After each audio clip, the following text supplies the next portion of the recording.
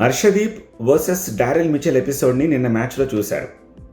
నిన్న మ్యాచ్ మొత్తానికి అదొకటే కొంచెం కాంట్రవర్షియల్. హర్షదీప్ నిజంగా పోనీ డారెల్ మిచెల్ క్రీజ్ దాటి బయటకు వచ్చి పరుగు చేసే ప్రయత్నం చేస్తే దాన్ని రన్అట్ చేసే ప్రయత్నంలో భాగంగా వికెట్ల కేసు కొడితే వేరుగా ఉండేది. డారెల్ మిచెల్ క్రీజ్లోనే ఉన్నాడు, పరుగు తీసే ప్రయత్నం చేయలేదు. పోనీ హర్షదీప్ వికెట్లను కొట్టాడా? పోయి మిచెల్ని కొట్టాడు.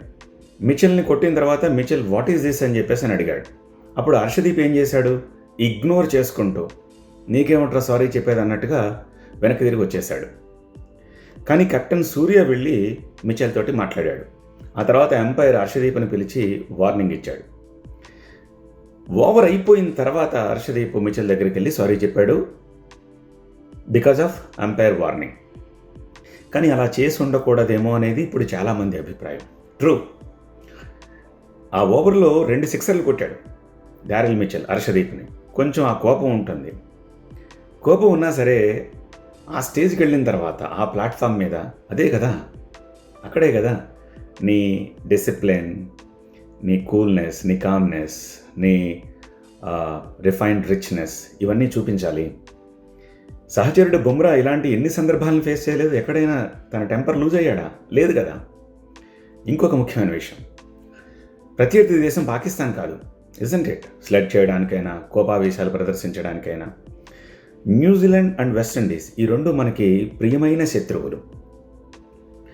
ఎందుకంటే ఈ 2 దేశాల్లో భారతీయ మూలాలున్న ప్లేయర్స్ చాలామంది ఉంటారు. అందుకే మనం కానప్పుడు మనం సపోర్ట్ చేసే దేశాల్లో ఫస్ట్ వెస్టిండీస్ ఉంటుంది, తర్వాత న్యూజిలాండ్ ఉంటుంది. సో అది కూడా దృష్టిలో పెట్టుకోకుండా హర్షదీప్ కేవలం తన ఆ ఓవర్లోనే 2 సిక్సర్లు కొట్టేశాడన్న కోపంతో మిచెల్ని గాయపరచాలని చెప్పి చూశాడు, రన్అట్ అనే నెపంతో. అది కరెక్ట్ కాదు. సో హర్షదీప్ ఎపిసోడ్ని మీరు ఎలా చూస్తారు?